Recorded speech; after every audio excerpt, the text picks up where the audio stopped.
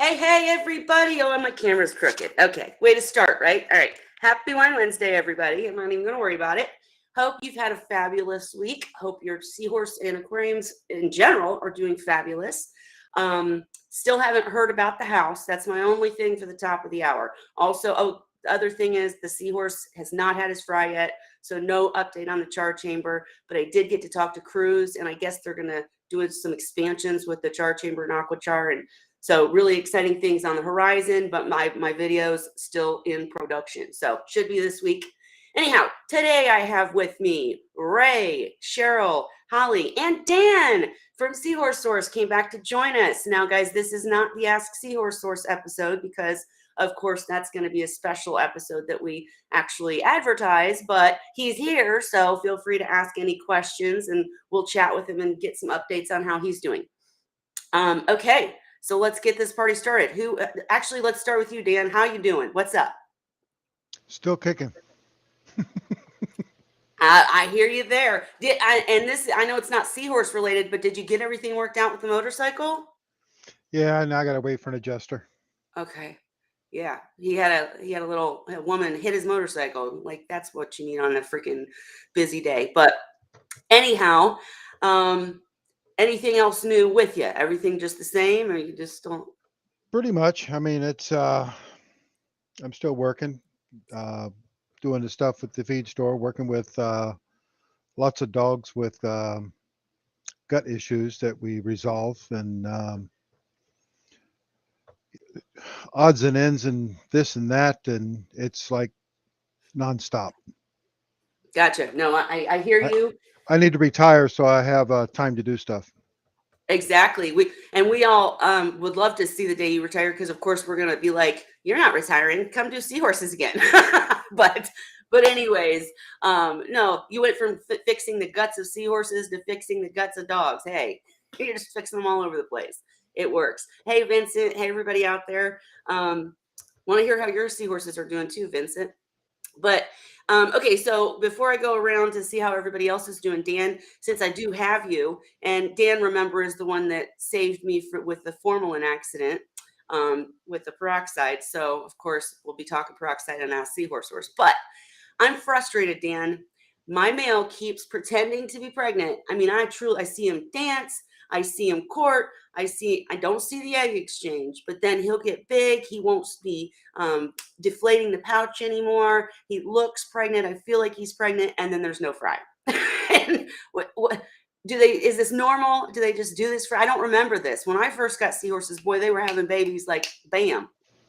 Sometimes they do. I mean, there could be there's a long list of things it could be, but when we're doing as a professional breeder, we have multiple pairs because of that. Right.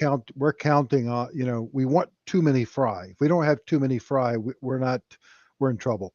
And you know typically if I have 6 or 7 pairs, I've got 2 or 3 that are producing consistently, and then sporadic with the others. And sometimes it's weird because you can sometimes change the environment. That makes a difference. um, it'd be funny where I'd have a pair that just weren't producing. I would sell them, and 2 weeks later I get a phone call, what do I do with the fry? you know um, and then of course, with like the weather that we just had, we would have had about this time we would be preparing for a lot of fry because of the storm coming through. you know Ah. when the pressures drop, the breeding kicks up.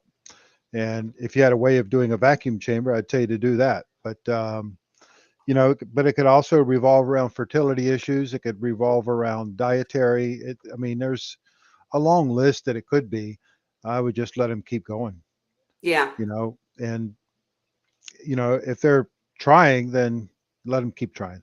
Absolutely. And Vincent, I'll actually put up a comment. Vincent is the one that came on the show a while back with the Cheryl, and I'm muting you to ask you, wasn't it what was the species he has? Does he have whitey eye? No, he has the combs, right, Cheryl? I was thinking, yeah. Okay. Okay, the combs and Barbori, but The there was thing is, with question. combs are slower, more methodical feeders, and you have to watch them. I know Alicia is keeping her slightly warmer than she keeps her erectus, and Mhm. she's having some decent results with him. But combs are a whole different world from working with erectus. They're completely different in their feeding patterns, their preferences. Uh, they are active seahorses, but they are basically they like to hunt throughout the day. And I found the best way to keep them is to provide them with some live food that they can hunt in the rocks. It seems Well, to. sorry, Cheryl. And that's what Vincent said is that they're taking to the mysis, cutting out the BBS. But then he said it's a different Vincent. I'm talking about the wrong Vincent. It's not the Vincent with the. I'm so sorry. I get you guys. I get names really bad. I apologize. So, Vincent, I am curious to hear. He said he's done Redine erectus. Okay. Well, we need more on the story. I know I've talked to you, but it's been a minute. The whole point to even bringing up your comment was the fact that you're using the char chamber now, which is amazing from Robert King. I talked about that at the beginning. I'm wondering if the reason, and Dan, you can weigh in on this. I think maybe the reason that my seahorses aren't producing the fry yet is two things. Well, two things I'd like to get you guys' opinion on. One, um, since I started using the char chamber in the 40-gallon, it's so the water's so clear and it's so nice that whereas I used to when I first set up the 40-gallon all-in-one, and I know old tank is different than a tank you've had up for months, but I was having trouble with algae. I was having trouble with the glass getting the gunk on it every day. I'd be in there trying to scrape the gunk off just to see the pretty tank and all this. And ever since I started using the char chamber, now the water's like clear. And when I go to do my water change every week, it's almost tempting to not do it. I'm doing it, don't worry. But it's like because it looks good, maybe I'm slacking a little bit or not scrubbing as hard or something. And then the other question was temperature. Would getting them a little heat make them breed faster, you think? What is the star chamber? Oh, the char chamber. So Char? char, CHR, CHAMBR. Now you guys are gonna make me spell on live TV. No, Robert King came on. Dan, you've been so busy. I know you haven't been with us. So the char chamber, actually, I will go grab one and show you. But actually, I am gonna go show you. Hang on, give me 1 second, guys. Holly, I'm unmuting you to chat with Dan for a second while I go grab it so I can show him. Okay. Am I unmuted? Basically, what it is activated carbon, but in larger pieces, and they're running it like a K2 media reactor. And some people are, it's very new, and some people are having good success improving their water quality utilizing this. So, okay, I'm back. So hang on. Let me say real quick because I think Cheryl said it's activated carbon. No, it's not. It's actually like if I took it apart to take a piece of the aquachar out. We had Brian come in. If you ever want to know more about aquachar, we had a whole show about it. We had a whole show about the char chamber. Dan's just been busy. But anyhow, this is it. The aquachar is really truly a new product. It acts like an activated carbon at first. However, it's actually like wood that you'd have to go to get the science of it. You'd have to go watch that other show. But basically, they figured out, and this was the aquachar was actually started for treating water in less developed countries, right? So it wasn't even for the aquarium. They just brought it over. So it was developed to clean water, and they figured out that they take this wood and they heat it to this point of exact point of heat, if I'm remembering correctly, and that does something to it. So it's like really light. It feels like a piece of wood, but it works like carbon at first. But then as you leave it in the system, it works like a biofilter instead of just a mechanical one or chemical one, excuse me. So because it's so porous, it's so light, it's got so many cavities and all this stuff. Basically, and Holly, help me if I'm not saying it all correctly, because I know I'm not the science anyways. But so the aquachar is this amazing thing that it works as carbon, so it removes the yuckies, but then all the yuckies it pulls in, it's then the bacteria within the aquachar is feeding on those yuckies. So it's like this double whammy where, I even made a little short clip where it shows the bacteria in the aquachar saying, heck yeah, come on over here. And it's all the organics or detritus or whatever is pulled in by the carbon aspect of it. And then the bacteria that lives in there, it works as a biomedia too. So that wasn't a good explanation, but with the char Well, chamber, a cursory glance tells me that it is carbon. It's just a special type of carbon. okay, well, you could say it that way. But But I have it's the a kind that booklet here. I could look it up. yeah, sure. And I was going to say too, Dan, I'm sure you are correct in a way. It's just that like this type of product, it's not, you never remove it. The instruction is every, say, 6 months, you take a little out and you add a little new to get that carbon aspect of it. But you leave it in for a really long time. When you have the bags of Aquachar, you shake them off in tank water after you do a water change, but they stay and they become a biomedia. So I'm sure that you could probably do that with other kinds of carbon too, but I don't know. Holly's going to look up the specialty. So I'm going to stop rambling, but the char chamber was made by Robert King and it has a sponge filter on the bottom. It has the Aquachar inside. It has a rigid airline up here. And then I actually took it apart one day on the live, and then it has holes. So it uses the bubbles to kind of like K1, but it's not tumbling. It's just running it through. So it's using it to anyways, circulate and yeah, oxygenate. the bottom line is it's working really well for me in my 40-gallon. And what I'm going to do is why I'm so anxious to have these fry is that in one fry system, I'm going to run this char chamber. The other one's already in the 40. And in the other one, I'm not. And I'm going to do everything the same. And it's going to be the first batch of fry anyways. So it's not like I have great hopes for keeping the fry. But I'll try, of course. But I'm just going to see how the water quality differs. That's all. Just going to kind of. So with your dilemma, I don't know how that would really negatively impact the breeding. There has been some conversation in the past about charcoal being a potential problem with animals in the tanks with Really? microparticles, Huh. but that was not anything proven. That was a discussion among the professional aquarists.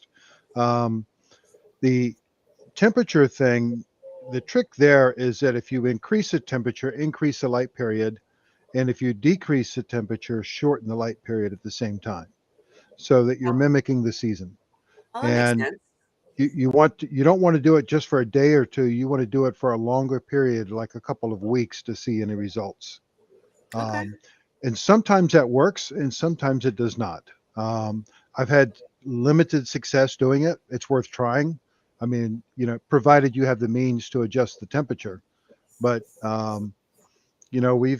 we've done that in the past where we've had a certain species that we didn't have a lot of brood stock and we were trying to kick them into gear.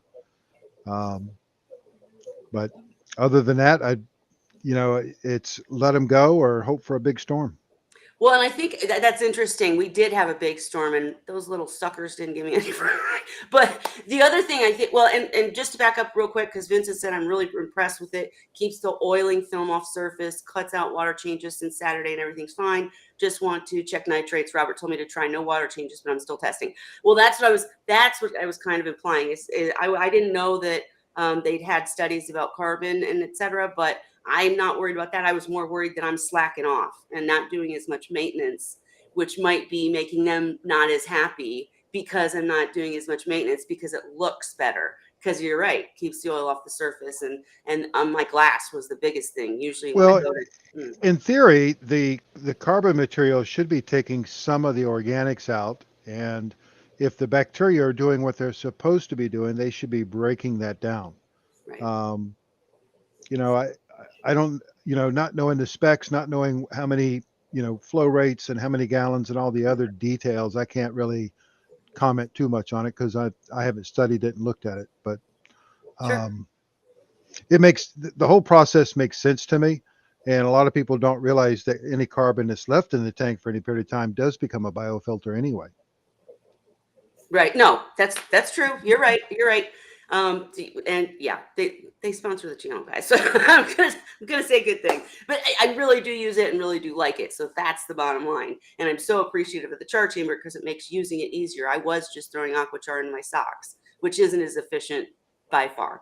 But the other thing I think you told me to do, Dan, was a long time ago was possibly, as you said, if the pairs just, I even had them long enough to say they're not going to give me fry, but they're pretty big, and that's not my experience in the past. In the past, they started flamming them out, like you said, in the back of a Volkswagen or whatever. But so maybe if I bought, or if I have 3 in this tank and 3 in this tank, right? I've got 2 tanks. Should I try swapping them? Wait And a how minute. risky is that? When you say three individuals or 3 pairs? 3 individuals. Why So I only 3 have and 60 horses right now. why 3 and 3? Because I have 2 males from you. No, I'm going the wrong way. 2 males from you. No, wait, now I'm confusing myself. I gotta go look. I've got Well, Aphrodite and the yellows over there. I'm sorry, there's 4 in this tank because I've got Aphrodite and my 2 yellow males in the 40 gallon.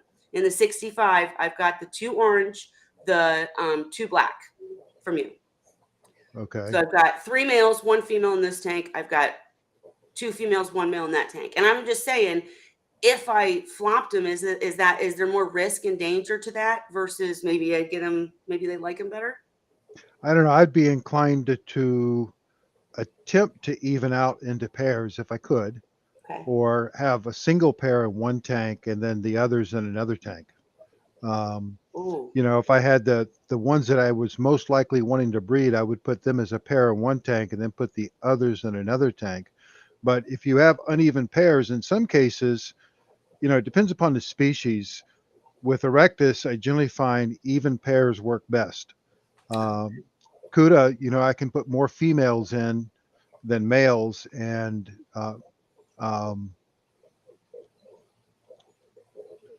no, it's the other way around. More males than females, and I would end up with more babies because the females would swap around and get each male pregnant. They oh gosh. produce eggs faster than the males deliver. Oh Um, wow. So it really depends upon the species, but sometimes it does take some experimentation. But remember, you also have to give it a little bit of time. You can't do it and say, okay, this week it didn't work. Now what? You've got to let them go for 4, 5, 6 weeks before you make another change. So it wouldn't be a good idea for me to be up against the glass like, give me babies. No, that won't work. Well, how long have you had them? Oh God, Cheryl, how long have I had them? I have you muted. Do you guys remember? Aphrodite is going on 2 years old. Yeah, Yeah. but how old was she when you Yeah. sent her? About 5 months. Okay, so I would say about a year and 2 months. Okay, so they're not new additions in a tank. No. Okay. And I mean, I keep thinking they're gonna give me some. I mean, they keep acting like it. But what something you just said also, and I see Heather's comment, live food. I'm planning on trying that. I ordered some copepods, amphipods, and mycetes, so I'm gonna try that. But Dan, you said something interesting that maybe it's because there's 2 females and a male, and they're erectus.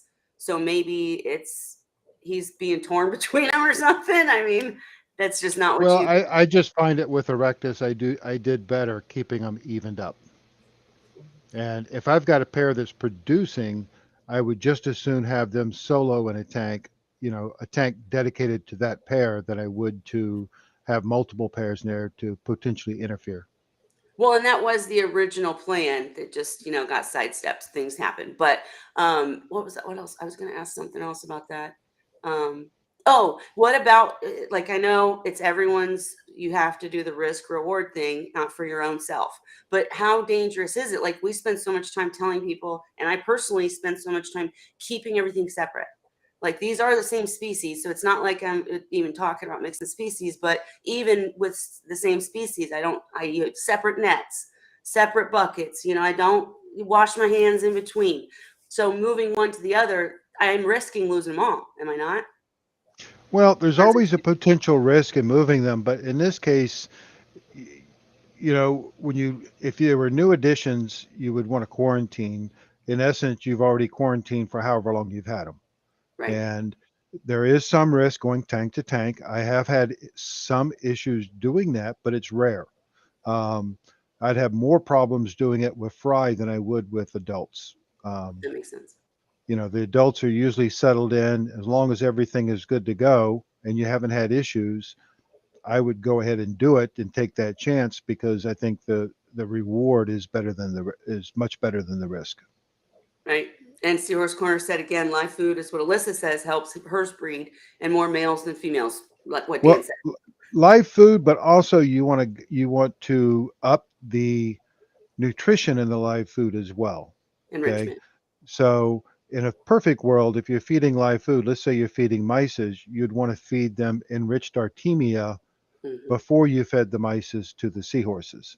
And I think it was Chang's thesis down in um, almost Christ 12, 13 years ago, Hmm. maybe even a little bit longer, where he did studies and he did mices, he did enriched mices, he did frozen food, and what he found is that he had the enriched mices with the higher huffas had larger, stronger fry than live mices and just plain live mices, and that was better than frozen mices.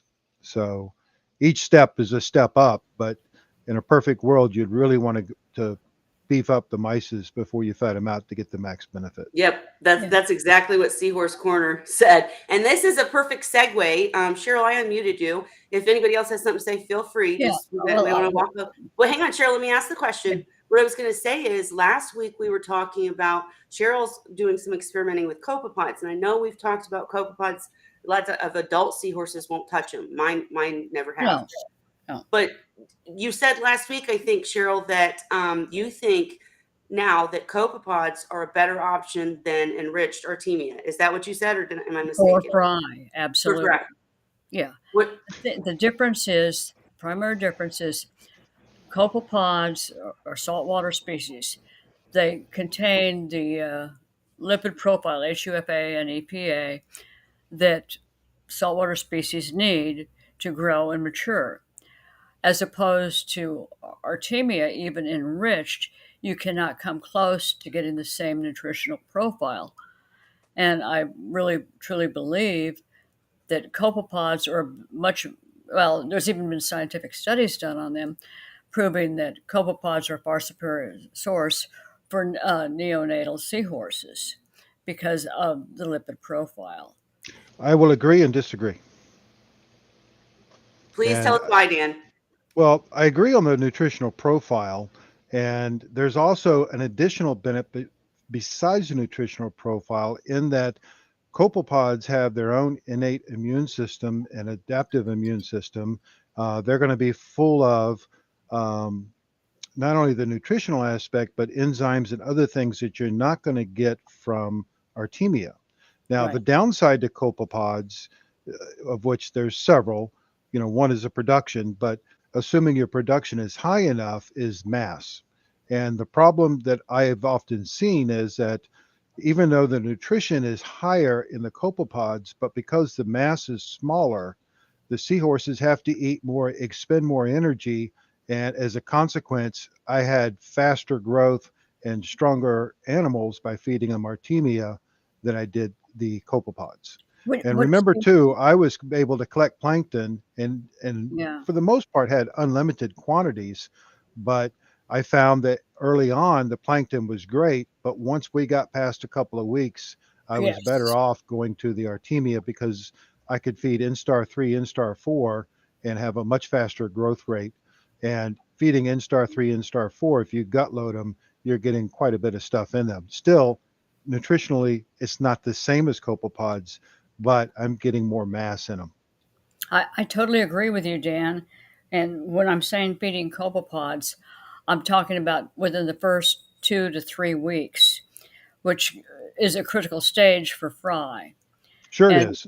yeah, and if you can get them past that 2 to 3, even 4 week stage, then the introduction of the myces, or not myces, I'm sorry, uh, Brine not, shrimp. yeah, Artemia is not going to have as much of a significant effect in terms of your mortality as it would have 2 weeks prior. So two questions about that. First, oh, I'm sorry if I cut you off, Dan. I'll mute No, go myself. ahead. Go ahead. Go ahead. Go The ahead. two questions were, I usually try to start weaning them onto frozen mysis at 4 weeks, so that kind of confused me. And second of all, would they not recognize, like we've had trouble with seahorses, adult seahorses not recognizing certain foods as foods because they don't move the same, they don't look the same, they aren't the same. So wouldn't that kind of make it more confusing or no? Well, we're talking about you doing copepods for fry, not for adults, correct? Right. Right. Okay. They're going to take the copepods, young fry are going to take the copepods with no problem. Well, that's what I meant. Will they not think brine shrimp aren't food if they've been I, on pods? I've never had that issue. Yeah. And keep in mind, I think if you had one fry and you were trying to do it, you might have somewhat of an issue. But when you've got a tank full of fry, I mean, monkey see, monkey do. They're Yeah. hungry. And one guy eats, the rest go, hey, what's he got? And Yep. they're all over it. I've never had the issue. When I was doing Cuda, reed eye, I would do them for 2 weeks, at least 10 days to 2 weeks on plankton. And then I would start introducing Artemia. And I would overlap, but I had no issue with them taking Artemia.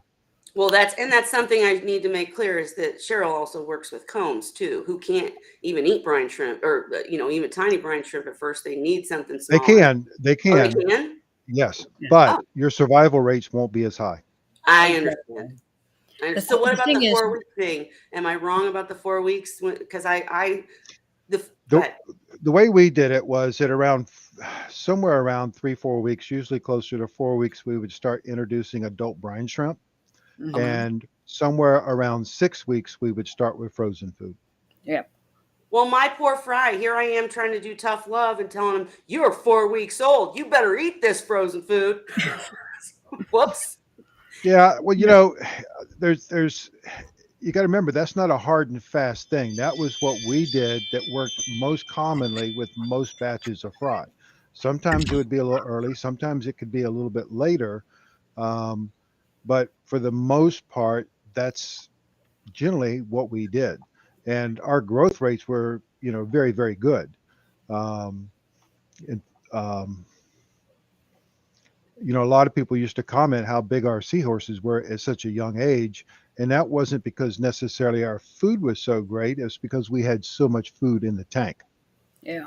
If you look at the video that's running behind me, there's a lot of Artemia in the water, and we constantly kept the tank loaded, but our tanks were designed to overflow and flush out the Artemia. So we fed in excess and let them feed in excess, and that was how we got the growth rate. Well, one thing too is I have patterned my systems, my nursery systems, after yours, but on a smaller scale. And so typically, a single nursery system that I have is running about 70 gallons. And you're running 90-gallon tanks with sumps. Mine are 70 with sumps.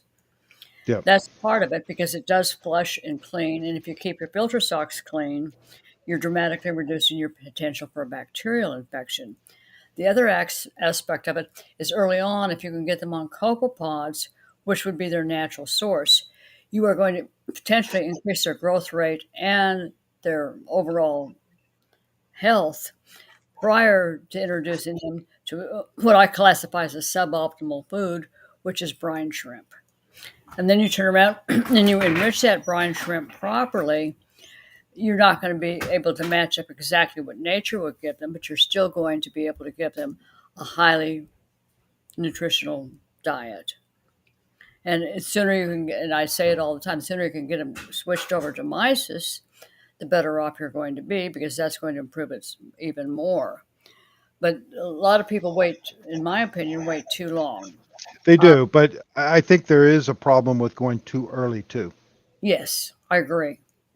Well, Agree. Seahorse Corner said, I wish that's one of the problems with pods is getting and keeping enough of them to feed seahorses because as Dan has said before, it's like a grain of rice and they can eat so many. I mean, I don't even remember the number, but they can eat hundreds of them each seahorse. Yeah. So, and she also said, and I have a question for Ray too when we're done with this, but like I hate enriching mine. So start at 4 weeks, Kelly, stretch it over 2-3 weeks while backing off live. Right. But yeah, keep getting and keep. Are you guys buying copepods in mass amounts or how are you keeping enough?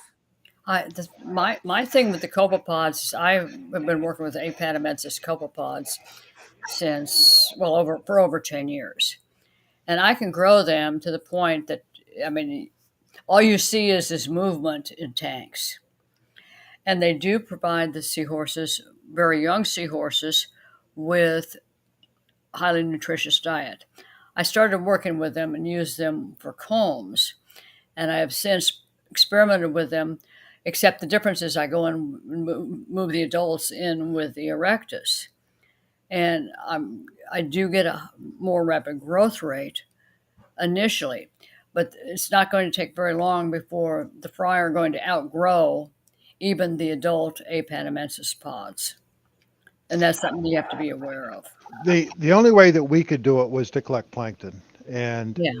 and essentially, to give you an idea, if you take a 4-inch sieve, and you were to filter our daily collection of that, you would have somewhere between a half to 3/4 of an inch of pods on the bottom of that sieve that we would put in the tank on a daily basis. Wow. Now, don't ask me how many because I never counted. I just fed in excess. And I will tell you that a lot of those ended up in the filter sock in the bottom, Yes. because they didn't eat them all, but there was plenty of food. And that was the way to do it. If I was growing them, attended a seminar at Florida State University put on at one of the agriculture centers, and they had some tanks in which they were producing 1 million copepods per day. Holy And moly. that tank was 1,000 gallons. They had an algae room with all the algae to feed it, but it was a massive undertaking to get 1 million copepods per day. And the way I look at it is, if I have 500 fry from a batch, which would be a typical batch, somewhere 400 or 500 fry, if they eat 2 food items per minute, well, that's 500 to 1,000 pods in 1 minute. Multiply that out by 24 hours, because our pelagic fry, we would keep the light on 24/7, and they would feed 24/7. So you multiply that out, that's a crap load of copepods, and there's Yeah, just no way to produce that at home. crap load sounds like the good quantification. I like that. Ray, I unmuted you. I had a question for you because we talk about different things, and and I'm sorry I muted you guys. My kids were walking by, but we talk about different things, and I think it's good to show that people are using different methods or have different opinions, and we discuss it out like regular people. So Ray, you're listening to this whole conversation, but you've talked a lot about how feeding in excess can almost be bad sometimes, or am I getting it wrong? I think you've talked about how they can't digest it, and then what do you think? Well, obviously, I post all the time about it. It's my belief that feeding them so that they can just keep on feeding beyond the point or to the point where they're pushing the food out. It's not just a fry thing. It happens with adults too. And if you're feeding them that way, it's going through the digestive tract too fast for them to be able to extract the nutrient that they need.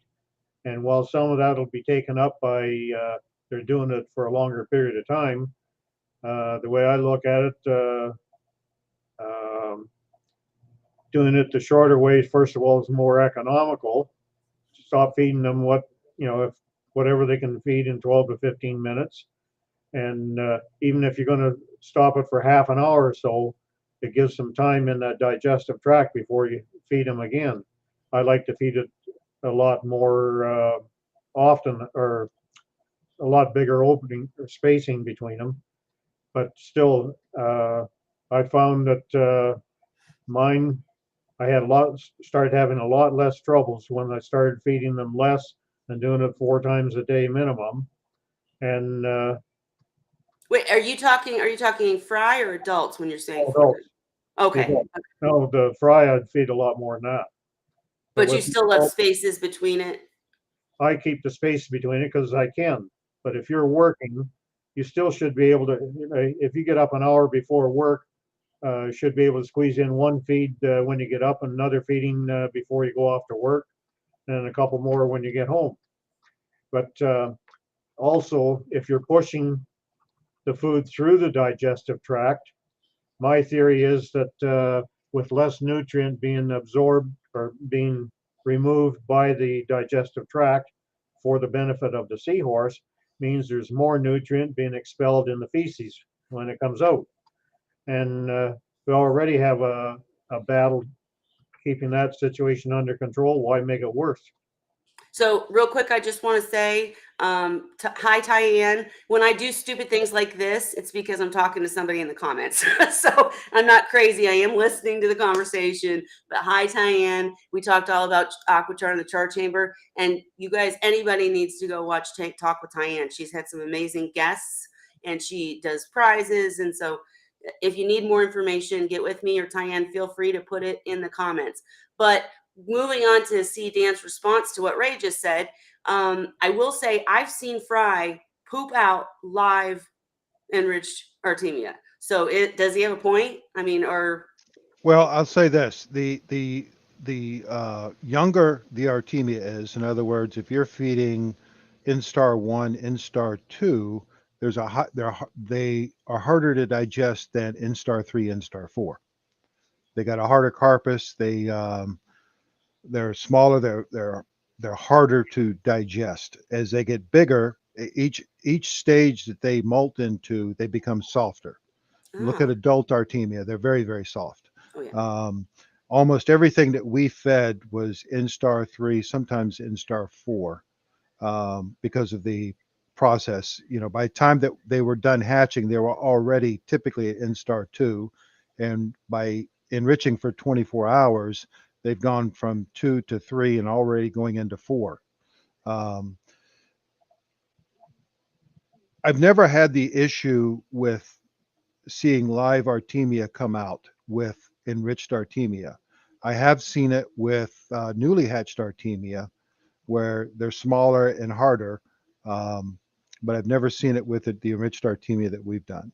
And I can, I'm not going to sit here and deny there's some merit to what Ray is saying, but what I can say is that after 18 years of doing it, it was working very well for us. They were growing very fast. And, there is, again, some merit to maybe some of it's not completely getting digested. Maybe there is more organics, but we accounted for that and our systems were designed for that because we were feeding. I mean, some of our systems were getting 1/4 pound of mysis in it a day. That's a tremendous bio load on a tank. And, we were prepared for that, designed for that, and handled it. Ray raised his finger. Go ahead, Ray. Yeah, I'm more concerned with the adults. For the fry, that's a whole new ball game because I agree with you there. I agree with you there, Ray. And our answer to that was frequency. And we tried once an hour to go around and feed, and sometimes it would end up being an hour and a half, sometimes 2 hours. But they had, we didn't feed 2-3 times a day. We fed many times through the day, and the idea was to feed enough that they ate it all and not have a whole bunch on the bottom.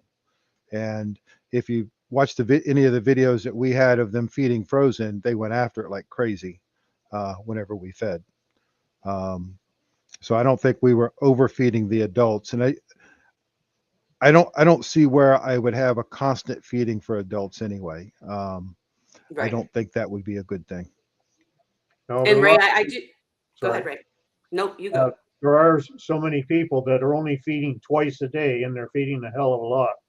And I'm trying to get across to people like that that there's so much more benefit to doing it 4 times a day and feeding less at a time, and stressing the fact is, in the end, the seahorse will be more robust, to have a better immune system, but also it's going to cut down on the amount of crap that's causing you problems in your tank. Well, I think less more often is better than a whole lot less often. Yeah. Well, and I have a question just to pipe in real quick. Because that's one thing I can absolutely admit, and Holly, if you want to speak, definitely unmute yourself after this, but I am guilty of many days realizing I've only fed twice because I just got busy, stuff happened. Could that be affecting my little pups, giving me I don't pups? I don't have an issue with doing that if it's not every day. Gotcha. Um, but if you look at the way that they feed in the wild, they don't always have, you know, the way nature programmed animals was not for them to eat like we do 3 square meals a day. I mean, Right. look at the fasting thing that's catching on with people now. They're finding that it's better for us to take periods of not Yep.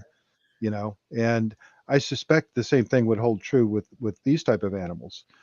From a breeder perspective, commercial breeder perspective, you're trying to grow them as fast as you can to get them out the door because you got to turn a profit. Hmm. From a hobbyist perspective, it's a whole different ballgame. No, that makes sense. And my brother actually did the fasting thing and he is fabulous. And I'm like, but how do you do that? And that's what Daniel just said. I think I overfeed. How do you tell them no? Because they're always begging. I get you. But I think you made a good point, Dan. It depends on if you're breeding or if you're, as Ray said, trying to make the healthiest, most robust seahorse because you just love the animal, or if you just love the animal and you're taking care of them and they're doing well. Because I mean, Holly, you haven't talked in a minute. I mean, do you? What's your feeding schedule? And your seahorses are good, right? Yeah, everybody's doing really well. And my feeding schedule varies because my feeding schedule varies. Right. So some days they get more feedings than others. Some days they get more, some days they get less. Right. Some days I'm not here. Right. Yeah. We Holly and I had a private after party conversation. I'm gonna go ahead and spill the beans, but you have to take this into account that this is not like we've all discussed. It's not on a regular basis, right? But there have been times where I had a seahorse sitter come and feed the seahorses, and then I ended up staying on a trip for a day more, and I had to come home 24 hours later and they hadn't had any food in 24 hours and I'm freaking out and they were fine. So feeding is crucially important, but don't lose your mind if, a day passes and, there's some crisis. And the guys are giving me the evil glare. Both Ray and Dan are like, that's not the right thing to say, but it's the truth. And anyways, so yeah, I just think that, Dan, you've told a lot of people that feeding twice a day is good. That's good for a hobbyist, right? I It's not prefer the best. 3 times a day. Yeah. That's what I usually tell. What I used to tell my customers when they would ask is I would say try to feed in the morning, try to Yep. feed when you get home from work, and then again before lights out. And for most people, that suffices. There's people that feed them only once a day that have kept them for long periods of time. But Wow. if you look at the animals, you know, when you've got a seahorse that's about 5 or 6 years old, our seahorses, the erectus, would be somewhere upwards of 6 to 9 inches at that age. Wow. Okay, and seahorses are like most fish in that they grow throughout their, not as fast, but they grow throughout their lifespan. And I've seen people that tell me their seahorses, they've had it for 5 years, and I look and it's only 4.5, 5 inches in Right. size. That tells me that they have not been, feeding it very heavy. Well, and I can back that up because my big purple beautiful seahorse that I had for I don't even know how many years, but I swear people tell me I'm crazy, but he was at least 11 inches. He was so huge. He just was so huge in the tank and beautiful. And he was one of my first seahorses. When I first got seahorses, I was dumping the food in. Eat. I want to see you eat. That's the funnest part. Eat some more. But Cheryl, let me ask you a question real quick. So you've I talked didn't do it. you did. No, I think you've talked kind of about how feeds can affect color too, haven't you? Uh, Like certain feeds? I suspect there is depending on the species, first of all, there may be different amino acids, etc., that can impact color. But seahorses change color voluntarily depending on their environment, who else is in with them. It's really not a major impact. It Oh, has okay. it has more to do with the actual genetics on the seahorse. However, I mean, I've seen seahorses. My Combs male that was sold to me as a black seahorse many years ago turned out to be very bright orange with black striping on his tail and on his back and on his head. And it's one of those things. Color is going to be based on not only the genome but also their environment. Right. So it's going to be really hard to assess. It's even like the piebalds. Well, yeah, they change color. They get more normal looking. And there's obviously a genetic component there, but I also suspect there's a dietary component and a survival component in terms of their environment. So it's not really, color's not really a good indicator, in my opinion. The biggest thing that I do differently is like, there's a big difference between raising Combs, Injuns, Cuda, or Rectus. My newborn Combs do fabulous on Apanamensis copepods when they're little. Quite frankly, the Apanamensis pods are probably too small as an initial food source for Erectus. Injuns, well, they're a different world because they are even tinier. Right. And Cuda are fairly similar to reed-eye. Sure. But I just thought I thought I would bring up the fact that, and I think you answered that very well, because I got a certain, I got Erectus from Ocean Rider. I got their enrichment. You got the same thing. My seahorses did not stay the bright, beautiful colors. Yours did. And we were both using the same thing, same seahorses. So obviously it had to do with maybe their genetics and also your awesome decorations, because you have the bang out tank with the decorations that are the colors you want them to be. So obviously that affects it. I thought at one point you had said that feeding. Remember, one of their primary defense mechanisms is camouflage. Yeah. Therefore, what you put in the tank is going to help them blend in and hide. And as such, I mean, I can turn a black seahorse yellow or a yellow seahorse black just by changing up what's in the tank. Sure. And it might take me a few hours to a couple of days. So it's not so much that the nutrition is going to be one factor in how they change and how fast they change, potentially, depending on their health. However, it's not going to be the primary impact as to why they're changing that color. Right. Gotcha. That makes sense. Another factor, too, is security. If they feel secure in that tank, they may just stay really bright and brilliant and happy because they don't perceive any threat. Because when they change colors and try to blend in, they're perceiving a threat. So I have a question for Dan on that, because did you ever have rocks in any of your tanks, whether they be the breeding facility tanks or your misfit tank or anything? Because Holly and I have talked endlessly about the fact she's actually removed rock from a tank, because in any tank that I have rock, the seahorses turn the color of the rock. They're like silver, different variations, but they're always, not the original color they came in or whatever. And go ahead, Holly. Real quick, though, I didn't have it. I never had an issue with them being the color of the rocks, though. I had an issue with algae. But they liked to match the bright things. Like they liked to match the white chains or the yellow sponge, but they didn't really like the rocks. So I don't think that's probably why they didn't change that color. They didn't really hang out there. We didn't have change the color of rock, but what I've had them do is change, typically brighten up or stay yellow or stay orange, and tend to spend more time with hitches that are similar to their color patterns. And it's probably a security blanket for them, quite frankly. It's not. It's part of their survival strategy.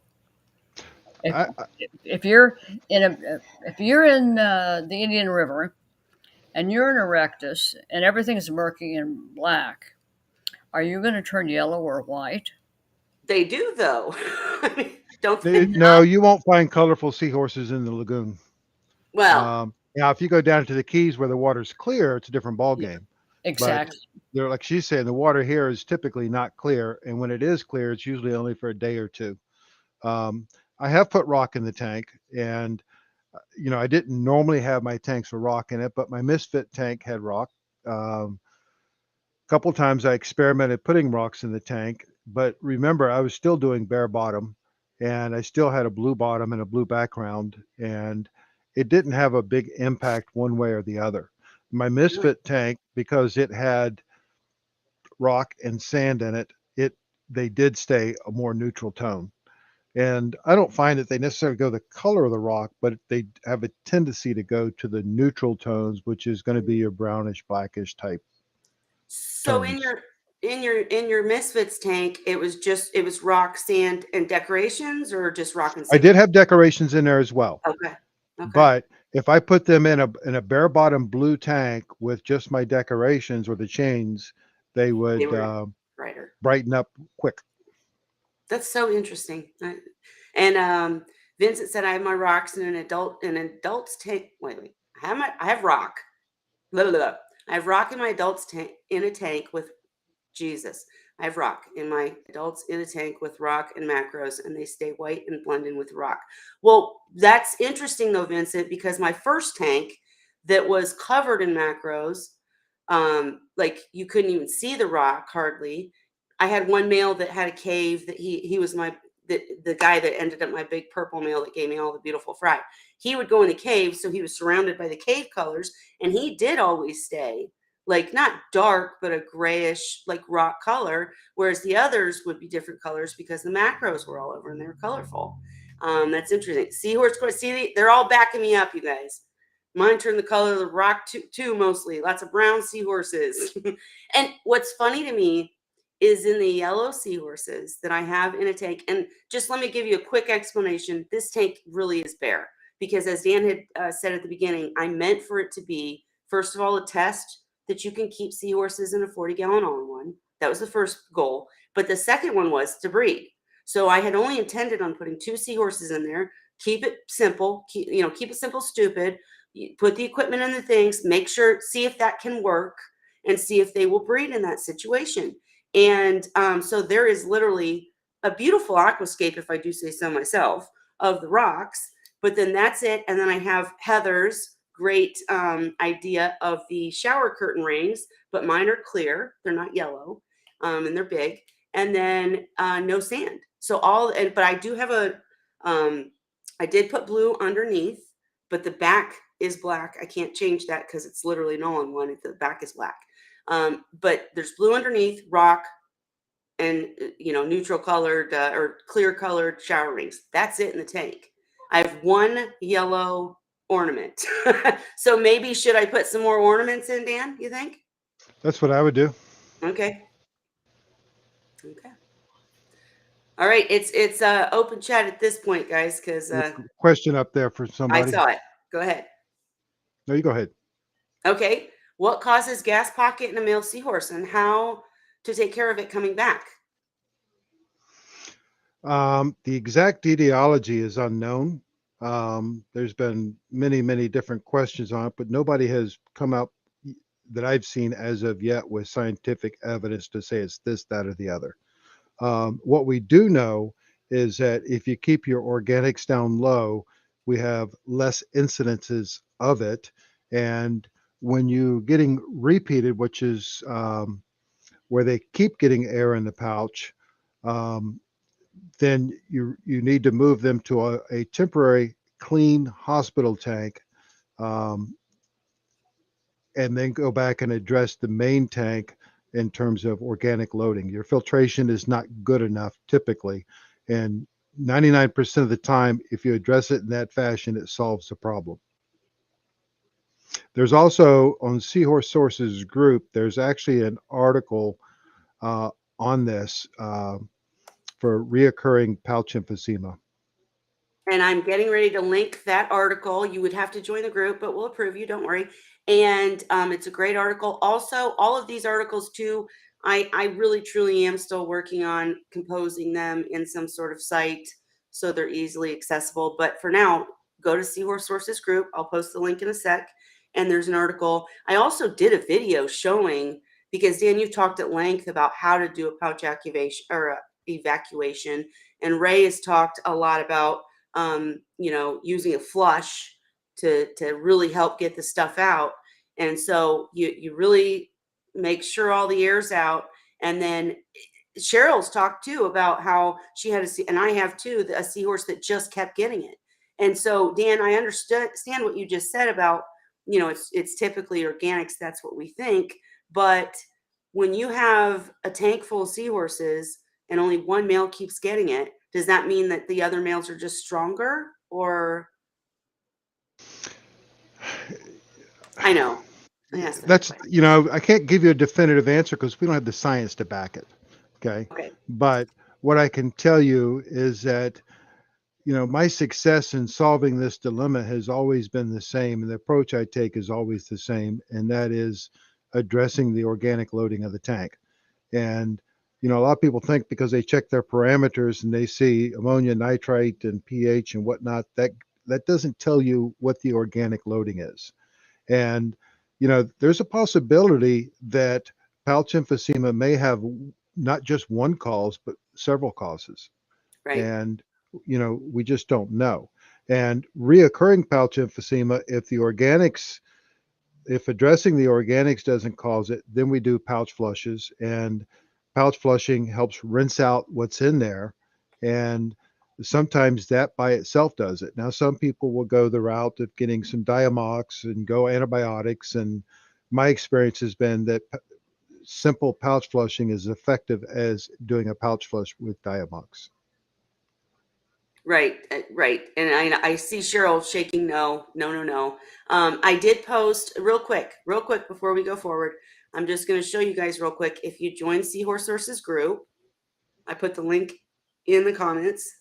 If you join the group and then you go to more files, then you have all of these files. Nursery Tubs, Dwarf System by Jerry Gunn, Wine Wednesday, look at that, formalin and fresh water. And then if you go down, I'm trying to find it, Diamox, Medicine Cabinet, how to give a, where the heck is the, I'm missing it, you guys? Scroll down. Scroll down? Yeah, it's going to be further down. Okay, it's not, oh, maybe it's because it's a screenshot. There it is. How to prevent, that's it right there. Yep. So then it's a PDF. So I can't open it to show you guys. Actually, I can. Hang on just a second, because I can show you the copy that I have that will be on a website at some point. But basically, and I'll leave it up just for a second. This is Dan's article, which I rewrote a little bit, but but it's credits Dan. And so that will be up soon, but bottom line is the shorter version, the nicer version is on Seahorse Sources group. And I just showed you how to find it. Okay, that's all I wanted to do. All right. And wait, he asked, what do you use on the flush? So you were just talking. Go ahead. So when I do a flush, I usually use a small syringe with a catheter, typically an 18 gauge catheter. I'm going to go get one. Sorry. And I'm only looking to put about a half of an ml to an ml of water in there. I'm not looking to do a lot. You don't want to try to inflate the pouch with the water. You're just trying to get some in there. And the normal male will open his pouch and flush it. And pouch emphysema, what happens is air gets trapped in there, and for whatever reason, they don't open and flush it out. A healthy male can normally just open up the pouch. And this probably makes them uncomfortable and cause some contractions with the muscles that keep them from doing that. I have seen cases where we've actually sedated the animal to the point to where they would spontaneously release the air.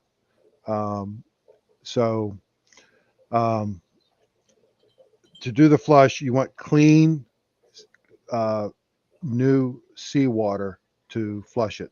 You don't want to use just plain old tank water. You want clean, new water. And you want it to be seawater, not RO water.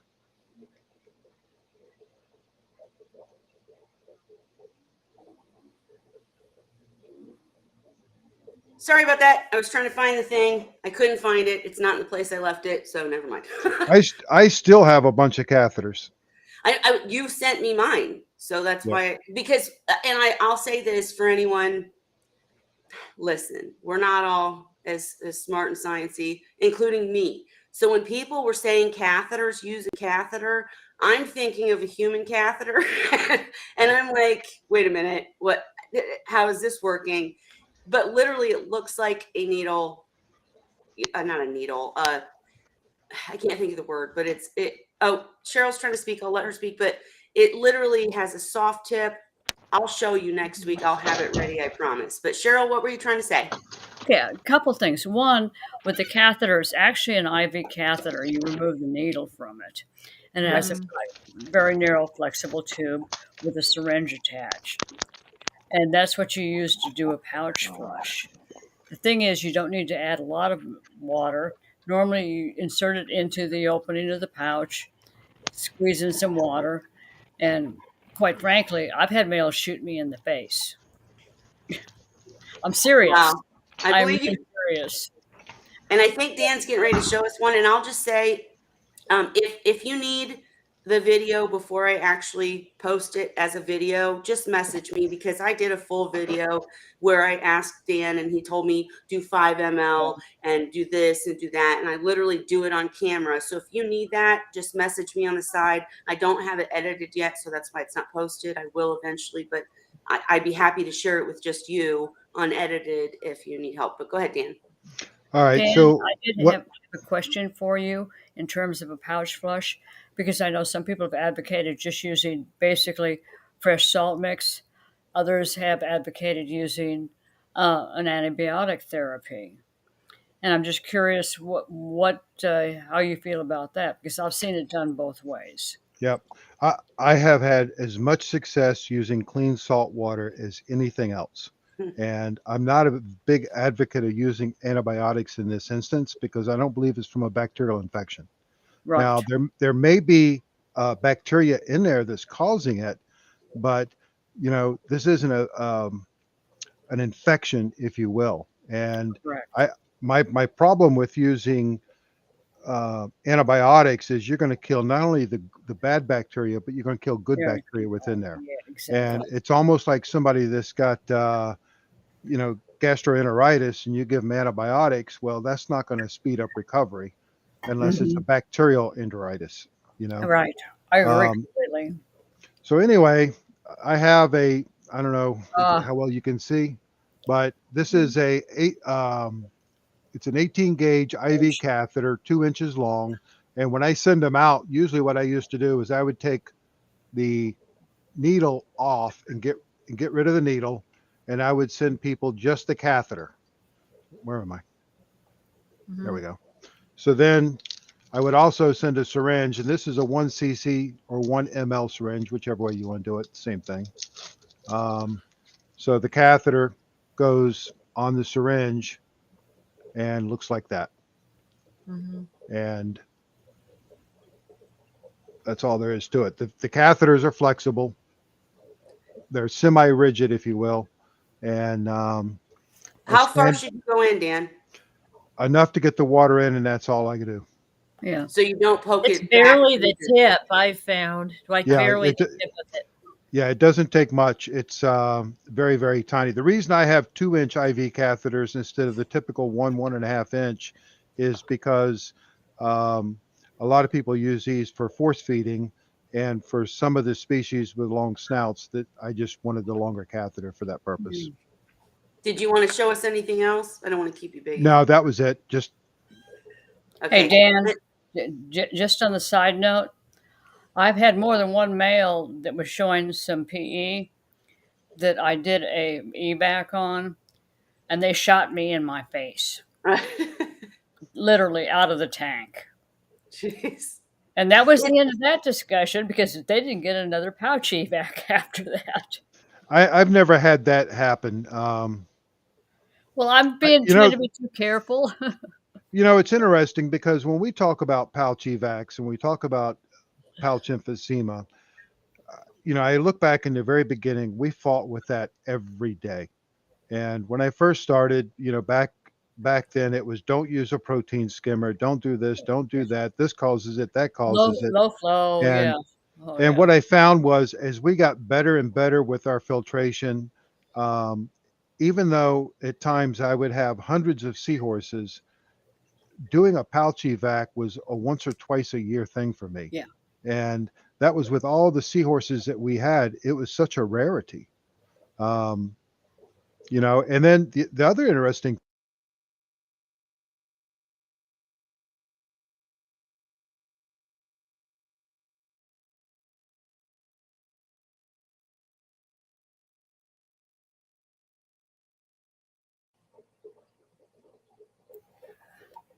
Okay, can you guys hear me? There we go. Yeah, Yeah, everything Sorry, we're went back. black all of I a was sudden. trying to type a message. I was trying to Whoops. type a message and it went You turned crazy. us I'm off. sorry. Go on, Dan. Go on. Sorry. So one time we did an experiment where we had a seahorse that had pouch emphysema, and he was eating at the top of the tank. So we put a hitch up there and we left him alone. And Yeah. we left him there and didn't do anything. And we wanted to see what would happen. And what happened is after about 3 or 4 weeks, all of a sudden, one day he no longer had pouch emphysema, went back down and was swimming around. Yep. Now, in this particular case, this animal did not appear to be stressed up at the top of the tank. If he had been stressed, I would have done the pouch evac, but I don't think it's a good idea to leave them if they're stressed up there. I think the stress will do them in. But it's interesting that, the other thing I've seen happen is we've taken animals and we've put them in bait buckets and dropped them, 15, 20 feet Oh, in the use water pressure. for, Yeah. for 24 hours, and that resolved it as well. Yeah. Nice. Well, I also had a male that I did everything. I did pouch evacs. I tried flushes with antibiotics. I tried flushes with Diamox. He'd get better, then he'd get it right back again. And exactly like you said, Dan, I gave up on him, to be completely honest. He was a beautiful hybrid, but I gave up. I put him in his own hospital tank, little tiny tank, and I just changed the water constantly. He got better and never had it again, even though I put him back. It was crazy. I don't know. I don't know why or what, but somehow I don't know. It was nuts. But Ed, we have thing a is- To answer Ed's question Yeah. about where you find the catheters, I actually got mine from my dog's vet. I just Yeah. told them what I needed and asked them about it, and they gave me some and sold me some. Yeah, you can buy them on Amazon. I mean, they're easy to find. And I'll still send them out. I've got, I don't know, a few hundred of them. I was gonna say I got mine from Dan. I'll send them out if somebody wants to get a hold of me, and I'm not looking to make money on them, but you have to cover the postage. So for a couple bucks plus postage, I'll send them out. I don't have a problem with that. Dan, if I get pouch emphysema, I'll order some from you. Oh, Cheryl. Okay, we got a couple more questions, guys, and it's already 9:30. So, and we're keeping Dan. I hate that he comes and then we talk forever because we love having him. Does anyone have a red fire shrimp in their seahorse tank? Any thoughts on that? I do not. So, anyone? The last time I kept any shrimp in my tank were basically ghost shrimp that live along the coast in the Gulf. And they got evicted after I realized that they had a tendency, anytime a male would start going into labor, they would swim to the top of the tank and start eating the fry as they tried to surface. Oof. But there was no problem with the larger seahorses. No, I didn't. No problems with the larger ones. But in a way, they were kind of cool because I could always tell when a male was about ready to deliver because the shrimp had all come out of hiding and head to the top of the tank. That's when I realized that was not one of my better ideas. That was years ago. Still funny, but I'm a huge peppermint shrimp lover. They took care of my aptasia problem. I love peppermint shrimp, but all these shrimp get confused sometimes. I've never kept fire shrimp, so if you are, Holly, let us know how it goes and what happens. Because Well, fire shrimp should be just a step above peppermint shrimp, but they're much safer than many of the other shrimp. Yeah, right, There's a lot of shrimp that are definitely dangerous, and I mean, peeps I'm fine with, but anything beyond that, I would never put in one of my tanks. You know, Well, Just if you me. had if you were trying to keep seahorses in a 25-gallon tank, I would recommend not to. But if you've right. got a 55 or, you know, decent sized tank, I wouldn't have a problem having a fire shrimp Yeah. in there. My Absolutely. And smallest tank is 58 gallons with a 30-gallon sump. That's my smallest system. And the ghost shrimp that were getting into trouble in my tank, it was a 59-gallon with a Bluebill FX5 filter. That was years ago. And those suckers would literally, you could watch them swim to the top as the male mm, headed to the top, and they would start grabbing the fry. yep. And I would say too, like cleaner shrimp is a highly debated topic too, because cleaner shrimp don't hurt anything. They're good. They're blah blah blah, but they irritate the crap out of seahorses, right? Yeah. So some people have luck with them, some people don't. Um, please forgive me if I mispronounce your name, but it looks like Min Tu Pham. Says I'm in tropical country. Could I take care of H. Kudo without a chiller? And how do I do it? The degree in the tank is about 27 to 29 Celsius. It's a bit warm. Yeah. That's 84 to Fahrenheit. It could be done if they would run a cooling fan, or if they have a sump, like or something like that. They could run a cooling fan or a chiller on the system. But what size system? How many are they working with? I mean, we need a lot more information to be able to answer that question adequately. And there's no I wait. would I would I, say, as a go ahead, Dan. rule, long term, you're probably not going to have success at those type of temperatures unless it's a very, very large system lightly stocked. Um, and even then, the warmer the temperature, the faster things can go south. Now, if it's a flow through system, you probably do fine. But if it's a closed recirculating system, I think it's too warm long term to have long term success. Yeah, You just could made like wait, wait, hang on. You just made a great point, Dan, because that really is key.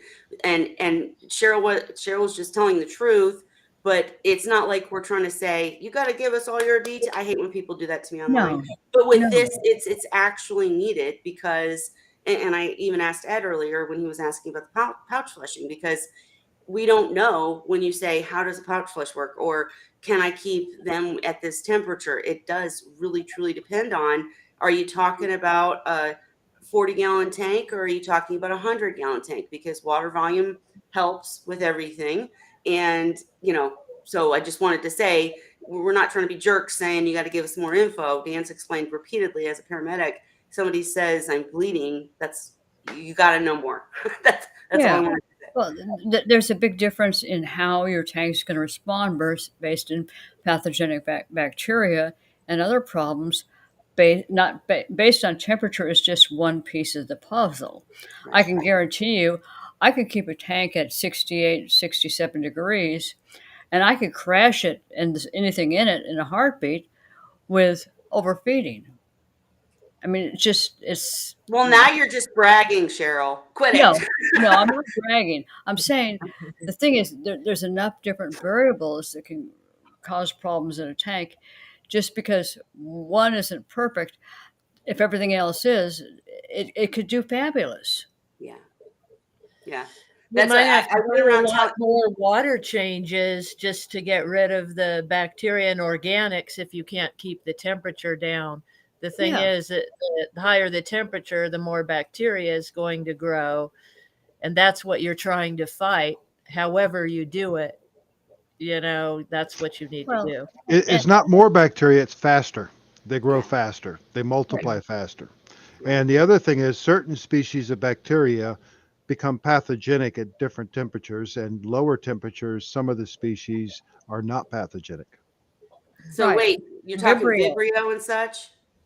Yeah, I mean, but it's not just, I don't know each particular species and what temperature, but there was an article that was put out several years ago that was pertaining to corals, and the species of Vibrio they were discussing, below 75 degrees was non-pathogenic, and above 75 degrees it became pathogenic. Yep. And in general, you know, again, I don't have all the science data in front of me, but the rate at which bacteria multiply is faster at higher temperatures than at lower temperatures. Yep, that's the danger. And oh gosh, what was it? I was going to say something, but now I've forgotten. Oh well. So Ed said it's a 20-gallon tank, has 3 seahorses in it, and some blue leg crab.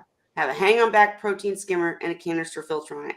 Well, first, before they all say their opinions, I will just tell you that I'm trying to do that in a 40-gallon all-in-one, but 20 is a little small. We always say go 30 or bigger. We've also conceded you can do it in a 20-gallon, but you got to have major water changes and maintenance. Dan, answer your thoughts. Well, I would say, right off the get-go, I'm not surprised with pouch emphysema given the circumstances. It's very difficult to keep the water quality up with 3 seahorses in a 20-gallon. My standard recommendation used to be for customers one pair for the first 20, one pair for every 25 to 30 gallons. And some people try to tell you, 25 to 30 gallons for the first pair, 15 gallons for each additional pair. I used to go 25 to 30 gallons for each pair of seahorses in terms of water volume. And hang on the back filters and protein skimmers typically don't perform as well as sump ones do.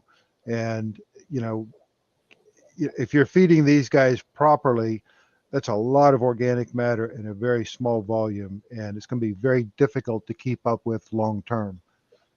You'll find the hobby, it's going to be more expensive, but it's going to be a more enjoyable hobby if you go to a larger tank, and especially if you go with a sump setup where it's easier to maintain. Right, and that's what Cheryl was trying to point out is that, if you're dealing with, and I'm kind of combining Ed and Min, I'm sorry, but temperature, all of these questions kind of correlate. And bottom line is more water volume's better. And if you have a smaller tank, like in my 29, sorry, I keep forgetting my videos off. In my 29-gallon tank, first of all, I had a poop ton of macros in the tank. Then I ended up, it wasn't working. I was having to do major water changes and all this maintenance just to keep it up. So I ended up adding on a sump with an algae scrubber and a huge skimmer and all this stuff. So, as you can upgrade or you can add on or whatever, but a 20-gallon setup probably won't be long-term successful, as he said. Oh, I think Cheryl's trying to say something. Here you go, Cheryl. Yes. Start over, Cheryl. My smallest tank for a pair, and I could conceivably add a second pair, is a 59 to 65 gallon tank with a 30-gallon sump. And I want to intentionally keep my stocking density low to ensure that I can maintain the water quality that I want. I also am running filter stocks rated for 180 gallons. I'm running K1 media. I'm running UV sterilizers on these systems. I mean, I've got a lot of equipment on there. Right. But the difference is, it's like some of my pairs that I've had. They've been with me for 10 plus years. Mm-hmm. Yep. And I would just say, oh, sorry, I thought you were done. Go ahead. No, I'm just saying that I am more concerned with the longevity and care of my adults than I am. I'm not a commercial breeder, so I don't have to worry about making money on this. Right. And I would just say that in comparison to your case, Ed, I had the 29-gallon with 4 seahorses in there, 4 erectus, and it worked at first. The macros helped. One of the males ended up my big, beautiful breeder. One of the males ended up with pouch emphysema constantly. Yeah. So, and I hate when all you pros say, we never see pouch emphysema anymore. Well, yeah, because you guys figured it out. But I am still trying to prove that you can keep a pair or so in a 40-gallon comfortably without all the craziness. So don't think we're telling you have to have a 100-gallon tank to have seahorses. Yeah. No, I agree with you. If you look at the people who long-term have success, and I say this as a commercial breeder who kept in touch with many of the customers, had many repeat customers, an active member on multiple forums.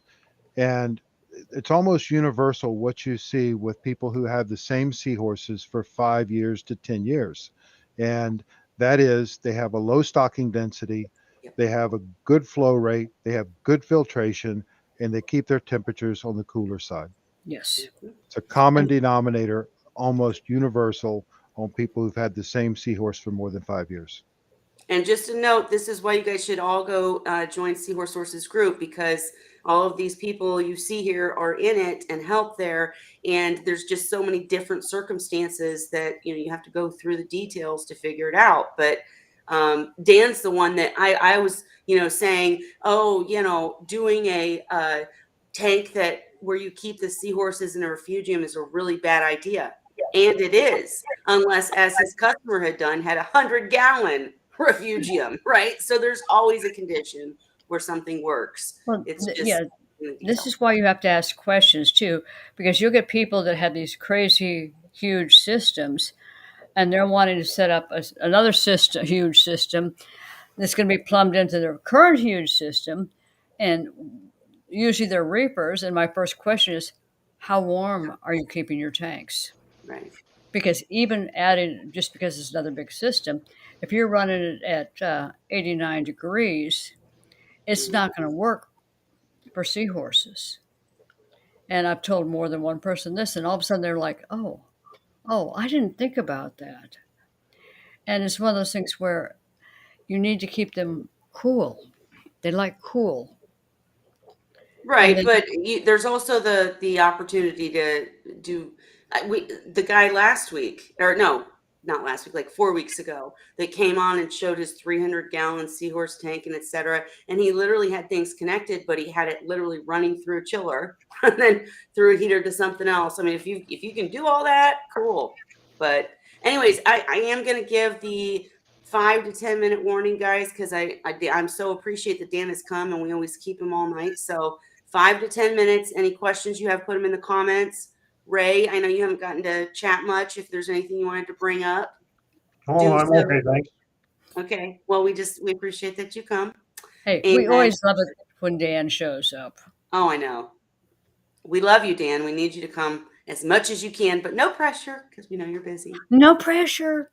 And I'm gonna get with Dan on the side and find out when we're gonna do the Ask Seahorse Source Part 3, because we get so many questions about probiotics, peroxide, and fry. So we are gonna do it, but we all have lives, so promise it's coming. I'll let you know, advertise when it is coming. But anything else? Any other comments you wanted to make about any of the questions or anybody? It's open. Go.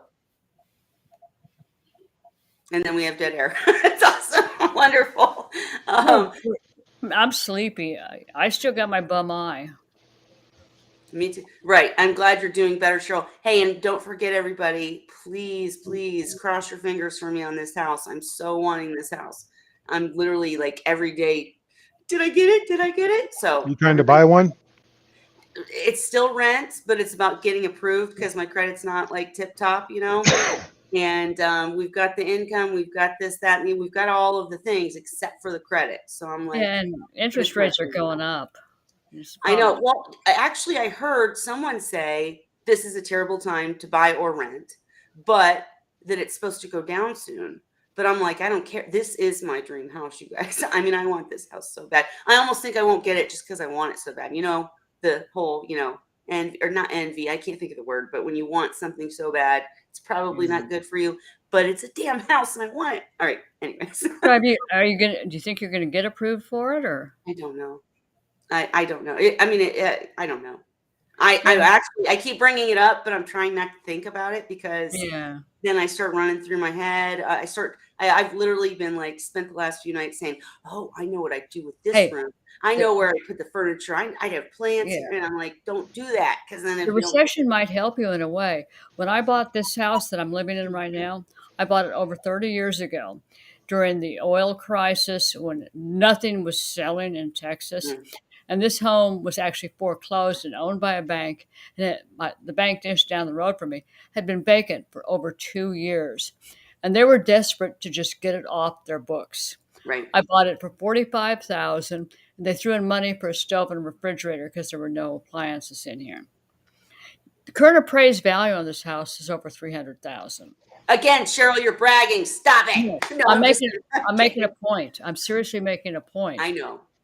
Because it was just dumb luck. I saved up every dime I could. I actually got the place with $175 in earnest money. Wow. That's how Kelly, bad it was. who's helping you with this? Is it are you dealing with a mortgage broker, or are you dealing with a bank, or? It's a group. Like I said, I'm not buying the house. It's just a rental. But if we loved it, we would buy it. And the whole plan is rent, spend the year getting the credit tip top, then maybe buy it if we love it, or be able to buy one because we just don't want to pay the interest rates that we would get right now buying. So, Well, interest rates still haven't gone up to the point in terms of buying that would keep me from Yeah. buying a house. I just meant with poor credit, though. I don't know. But yeah, and I'm like, let's not talk about it. But no, I think that's wonderful that Cheryl, you got that opportunity, and I do believe that things happen for a reason and fall into place when they're supposed to. So I know this isn't Seahorse related, but I if shopped. it doesn't happen, then it just means Yeah. a better house is coming. But I shopped for over a year before I could find a place that was willing to work with me. And because I was a single mom with 2 preschool age kiddos, I got an FHA loan nice. to buy the place. And it was one of those things. I remember when we were first moving, my son still goes, "Mom, this is the only house I've ever lived in. Don't ever sell it." Yeah. It's one of those things where if you're patient, you're careful, and you pay attention, it's going to work out. Well, and that's the other thing for me is that this house still is in Indiana. It's in a better part, but I don't want to live in Indiana for the rest of my life. I know you can mortgage a house and then sell it, but I'm just like, for my forever home, I want to figure out where I want to live first and then find my forever home there. But anyways, enough about me and my stupid house stuff. Holly, I did give the 5 to 10 minute warning while you were gone. So was there anything you wanted to update, talk about, ask? No, everything's going good. The new tank setup is working great. I never got any ammonia or anything. Yeah, it's and it has awesome. K1 in it, right? You just got What's skunky that? bugs. Okay, hang on. We're doing the talk over. I'm sorry I interrupted, but that's the one that you added the K1 on. I'm sorry, you've got 2 tanks that you're doing different things with. Yeah, no. The grow out tank's still the same. My display tank, I pulled all the live rock out of it, put all artificial, but I had K1 cycling to add to the sump, just in case it needed a boost to make up for part of the biofilter being pulled out. Right. But it's been fine. Today was the 1 week mark, and nice. Did you doing awesome? Go ahead. What were you gonna say? Oh, I was just gonna ask. I know we talked about the bio balls last time, and maybe doing something to shake up the detritus or whatever. Did you ever do that or look into it? Or? That one actually, I don't know why. In that room, in the display tank, it's actually pretty clean in the sump. It's the grow out tank in this room, maybe because it's closer to the door, more bugs and stuff get it. I don't know. That's the one I need to clean out. And no, I didn't do it today. I thought about it and then I'm like, but all their stuff needed bleaching today. So I used the time for that. And I'm like, I'll do the sump next week. Yep.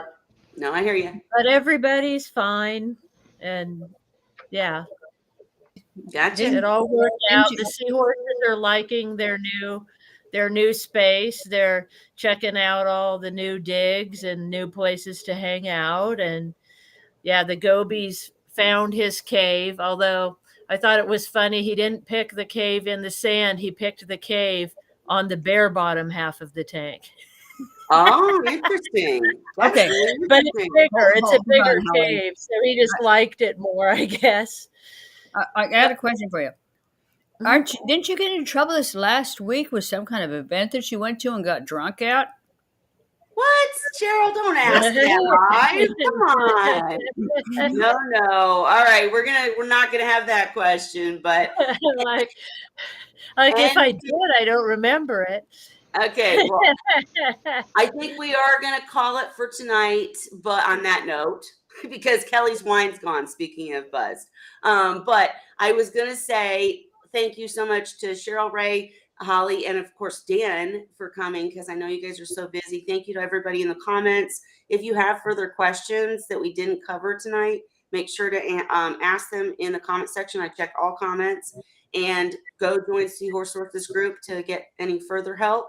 And then if you ever want to come into Wine Wednesday and be a guest like these four are with me, I can give you a link and you can come in and show us your tank, show us your equipment, and we can answer and help and whatever you need. So just let me know if you ever want that. Thank you, Vincent. Good night. And again, thank you, Dan. We will announce when Ask Seahorse Source Part 3 comes. We will post and let you know when that's coming. But anyhow, I guess that's it for tonight. So thank you all for coming. Let's do our cheers. Good night, all. Good night. Good seeing you again, Ray. Cheers. Yeah, it was good to see